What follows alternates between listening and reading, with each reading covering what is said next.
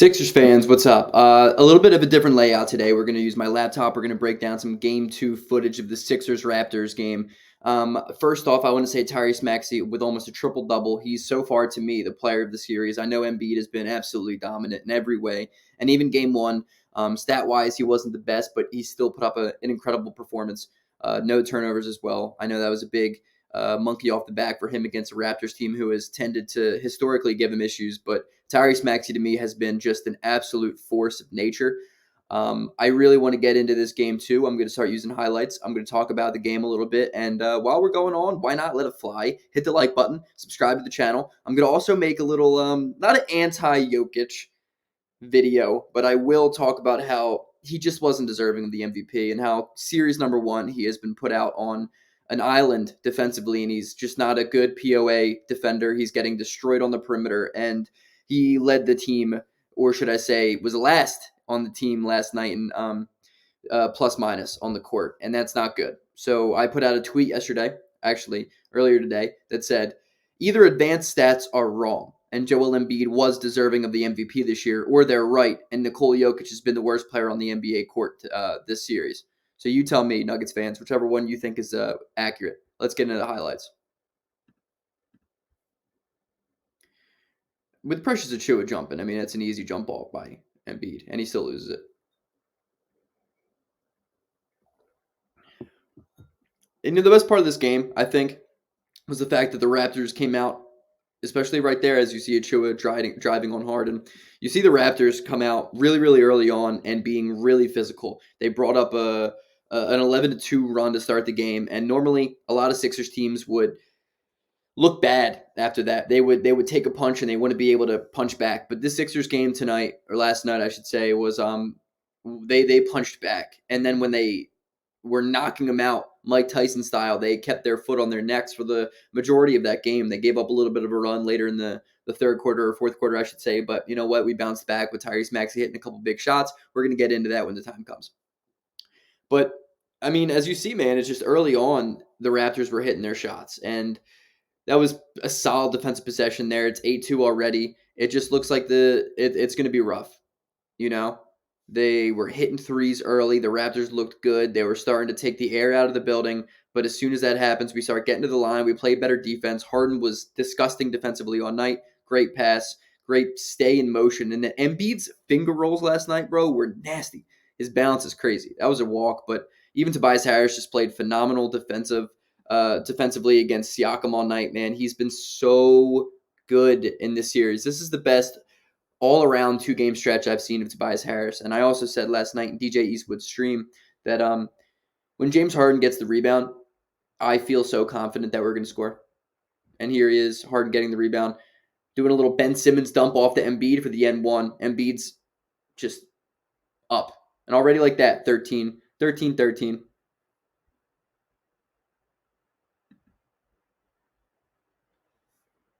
It's just a great job, dude. It really is a great job. We played really, really great defense to the second half of the first quarter. Danny Green hit some big shots. We'll see Danny Green's dunk later on. That was just absolutely disgusting, but it was really, really good, dude. It was a great game. It was a great finger roll. But Fred VanVleet in the second half, too, was struggling. I think he finished the game like 6 of 20, if I'm not mistaken. Niang was the only guy that the Raptors successfully hunted. And if that's the case, the Sixers are going to be okay. The Sixers are going to be all right, you know? It's going to be okay. Siakam's a great player, but he's just not a number one on a playoff team.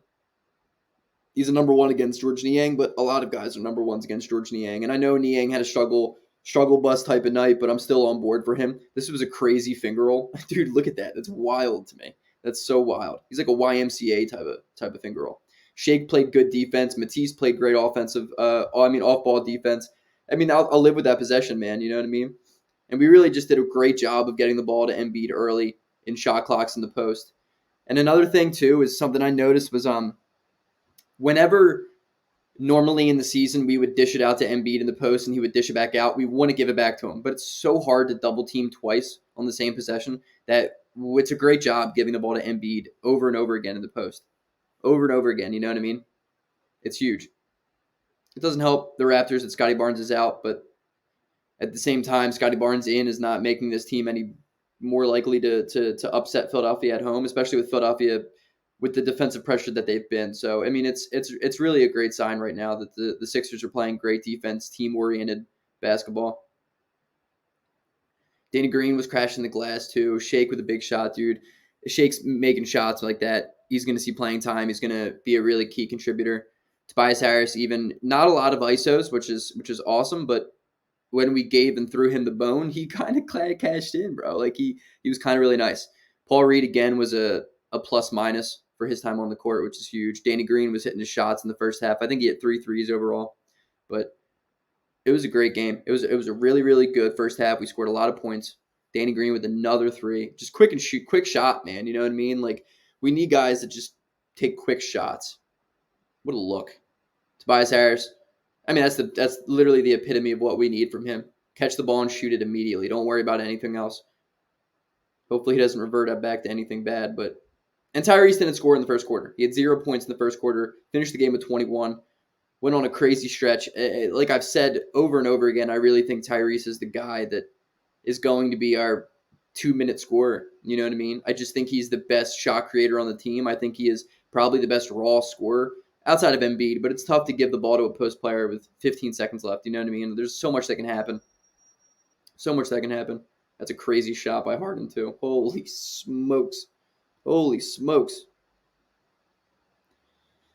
Tyrese has just been really good, and I really do like when we defer to him to allow him to score. So shake and bake with his playmaking right now and his ability to score. James Harden had 2 blocks, 3 steals, if I'm not mistaken, last night.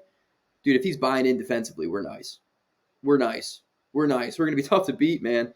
Low post right there by OG. They missed them. Oh, these ads, bro. It's a great show, though. Barry's a great show. I will give it to him. Not a lot of easy buckets from Toronto last night. Really, in the first 2 games at all. First game was, I mean, the Sixers defensively was awesome. You know, we know that Toronto wants to come in and play really quick and transition offense because they're second in the NBA in that. But the Sixers have limited transition scoring, and we've scored really well in transition. The second quarter here was huge. I mean, look at that huge outburst. That alley-oop right there, it's an easy cash bucket. 69-52 already, and 10 minutes left in the third. Harden played great, man. Tobias played great. I love watching Tobias and guys who don't normally do it fill the lanes and fast breaks. It's beautiful. And then look at, dude, what a big third quarter by Toby. What a big third quarter by Toby. And now we're like, go get a bucket, dude. Go get a bucket, Toby. Go get a bucket, Toby. Probably a walk, but he still hit that. And if that's falling, the Sixers are going to be all right. Sixers are going to be all right. The third quarter and second quarter were so good. Just great overall, individual, all-around basketball by everybody. The only shots the Raptors were making all night were just really, really contested and tough. And I know you're going to see a lot of people cry about the free throw differential, but that's just because the Sixers controlled the pace. They were the better team. We were more physical. And the Raptors want to come out and play physical, which is cool and all, but the Sixers are better at playing that game. It's like trying to play against the Warriors in a 3-point shooting contest. It's not gonna work out for you guys. It's just not. It's just not. I love the way Maxey runs the break too. And then this 3 right here is just, oh my goodness. Are you kidding me? It's phenomenal. You don't see that by any other big man. Embiid's clearly hurt there too. Gave Siakam the jumper. Whatever. Up 25 at that point. Malachi Flynn, too, I like him, but he's just not ready right now. He's not ready to play basketball in this series. That take is phenomenal. I don't understand how Maxey finishes. He's one of the best around-the-rim finishers in the NBA, and he's like 6'1". And it's so crazy what he does.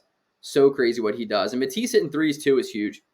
I mean, if Matisse can do that, obviously not games 3 and 4 because he will be in Philadelphia, but if Matisse can do that, it's just such an added bonus. You know what I mean? We don't need Matisse to come in and I think be as influential as he was last playoffs, you know, playing crunch time minutes. We don't really need that per se, as Tyrese hits the most insane step back quick release 3 I've ever seen.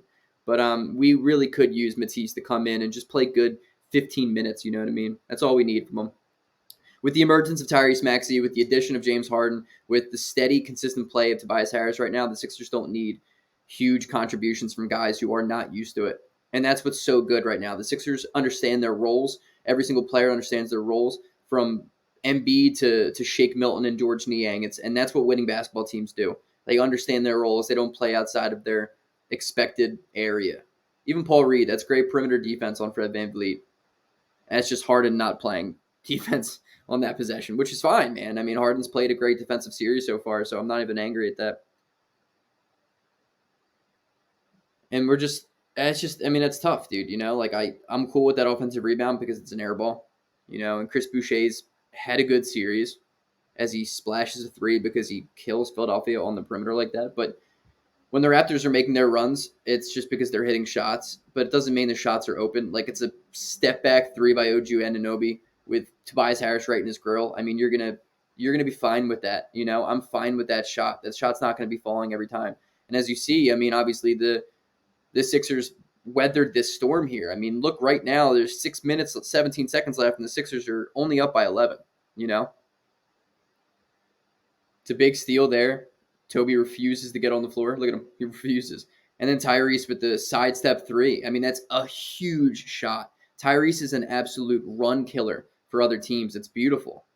He's been the second most important player on this team so far. And Danny Green, I mean, I have to rewind this because this is just the most. I've never seen Danny Green play basketball like this. So, we're up by, 17 here, right? The game is probably in hand. We probably have won this game already. But this play right here is the veteran. Let me dunk it for the fans to go wild. And look, that's crazy. That's so crazy to me. Danny Green with the most emphatic dunk of his entire career. It's also a great pass by Danny just to give it back to Embiid at the high post. And a tough shot, but that's just Joel doing Joel things. Just seeing so great defense and seeing unselfish basketball, but also intelligent basketball at the same time. It's beautiful. It really is beautiful. And Tyrese Maxey is just so much quicker than everybody, and his floater game is phenomenal. I mean, all-star potential next year for sure, dude. And look how unselfish that is from Danny. At the high post, Danny Green's probably going to do something funky. Instead, he passes it out to Toby for a three, and that's the game. And it's unbelievable. It really, really is a beautiful game to watch.